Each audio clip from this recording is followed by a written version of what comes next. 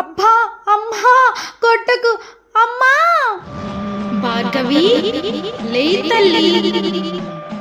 అమ్మా వచ్చావా?